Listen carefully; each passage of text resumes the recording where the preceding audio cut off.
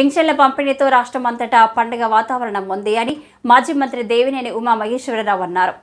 ఎన్నికల్లో ఇచ్చిన హామీ ప్రకారం ముఖ్యమంత్రి చంద్రబాబు పెన్షన్ను 4,000 రూపాయలకు పెంచారని లబ్ధిదారులు హర్షం వ్యక్తం చేశారు అని అన్నారు.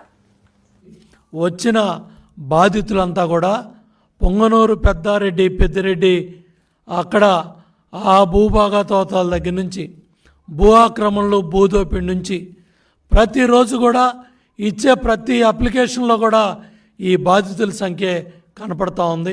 వచ్చిన బాధితులంతా కూడా వైసీపీ ప్రభుత్వ హయాంలో మా భూములు లాక్కున్నారు, మా పొలాలు లాక్కున్నారు, మాకు వచ్చే డబ్బులు లాక్కున్నారు అనే కంప్లైంట్లే అధికంగా ఉన్నాయి.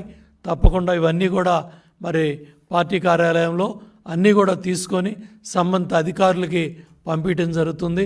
మరి ముఖ్యమంత్రి గారే స్వయంగా చంద్రబాబు నాయుడు గారే మరి ప్రతి శనివారం కూడా మరి పార్టీ కార్యాలయంలో ఈ తీసుకునే కార్యక్రమాలను కూడా మరి ఎక్కడికక్కడ తీసుకొని బాధ్యత గల మంత్రులు, శాసనసభ్యులు, ఎమ్మెల్సీలు, పార్టీ నాయకులందరూ కూడా మంగళగిరి పార్టీ కార్యాలయంలో ప్రతిరోజు కూడా ఉదయం 10 గంటలకల్లా ప్రజలకు అందుబాటులో ఉండి వచ్చే ప్రతి అర్జీని కూడా తీసుకొని సంబంధిత శాఖలకి, సంబంధిత అధికారులకు పంపిస్తున్నాం.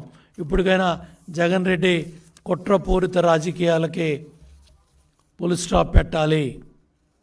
ఎందుకంటే మొన్నే చూసాం విజయవాడ ఎయిర్పోర్ట్లో పోలీస్ అధికారుల మీద వైసీపీ నాయకులు జగన్ రెడ్డి సమక్షంలోనే దురుసుగా ప్రవర్తిస్తున్నారంటే మీ ఫ్యాక్షన్ మెంటాలిటీ కావచ్చు, మీ పైచాచిక ఆనందం కావచ్చు, మీ నాయకుల అరాచకాలు కావచ్చు, వీటన్నిటికి కూడా సంబంధిత అధికారులు ఫుల్ స్టాప్ పెడతారు.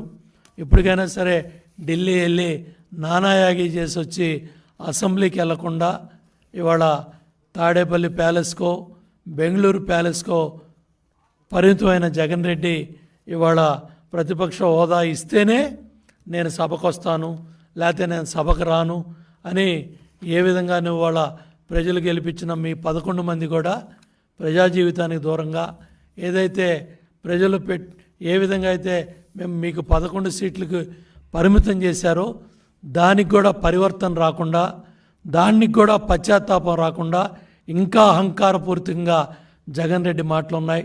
ఢిల్లీలో ధర్నాలో మాట్లాడిన మాటలు కావచ్చు, మొన్న విజయవాడ ఎయిర్పోర్ట్లో మీ నాయకుల ప్రవర్తన కావచ్చు, ఇవన్నీ కూడా బట్టబయలవుతూ ఉన్నాయి.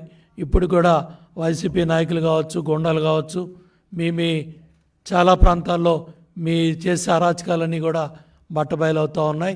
తప్పకుండా పోలీస్ యంత్రాంగం ఉక్కుపాదంతో ఇటువంటి అరాచకాలు పాల్పడే మీ పార్టీ కార్యకర్తల నాయకులు కానీ ఉక్కుపాదంతో కూడా అంచేస్తారు. శాంతి పద్ధతులను పరిరక్షించడంలో కూటమి ప్రభుత్వం ముందుకెళ్తుందని చెప్పి తెలియజేస్తూ ఉన్నాను.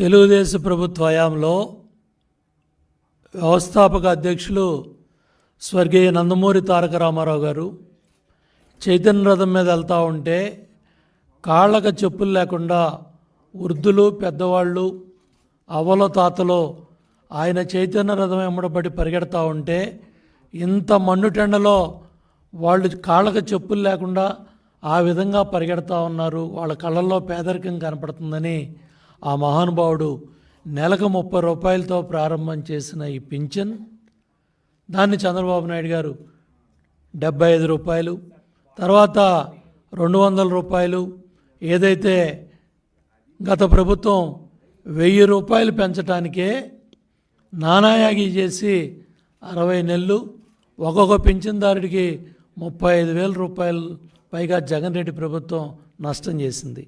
ఇదే డబ్బుల్ని జగన్ రెడ్డి ప్రభుత్వం కొన్ని వేల కోట్లు ఖర్చు పెట్టి నేను 6 గంటలకి ఇచ్చాను, సూర్యుడు రాకముందు వచ్చాను, ఉద్ధరించానని చెప్పి మొదటి వారంలో ప్రతి నెల కూడా చాలా అహంకారపూరితంగా జగన్ రెడ్డి మాట్లాడేవాడు.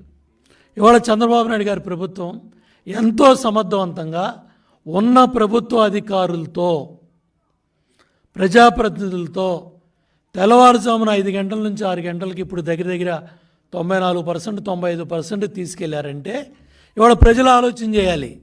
ఏ ప్రభుత్వం సమర్థవంతంగా ఉన్న అధికార యంత్రాంగాన్ని వాళ్ళ సేవల్ని సమర్థవంతంగా ఉపయోగించుకొని ప్రజాధనాన్ని సేవ్ చేసి ఉన్న వ్యవస్థలతోనే గ్రామాల్లో ఉన్న పంచాయతీ సెక్రటరీలు కావచ్చు, సచివాలయ ఉద్యోగస్తులు కావచ్చు, ప్రభుత్వ అధికారులు కావచ్చు, కలెక్టర్ దగ్గర నుంచి, మంత్రుల దగ్గర నుంచి, ఎమ్మెల్యేల దగ్గర నుంచి, ఎమ్మెల్సీల దగ్గర నుంచి, ప్రజాప్రతినిధులు, సర్పంచుల దగ్గర నుంచి, ఎంపీటీసీలు, జడ్పీటీసీలు, జడ్పీ చైర్మన్లు, ఎంపీల దగ్గర నుంచి ప్రతి ఒక్కళ్ళు కూడా భాగస్వాములై ఇవాళ దగ్గర దగ్గర 60 లక్షల మంది పైగా పింఛన్దారులకు ఆ డబ్బు వాళ్ళ చేతుల్లో పెట్టడం జరిగింది.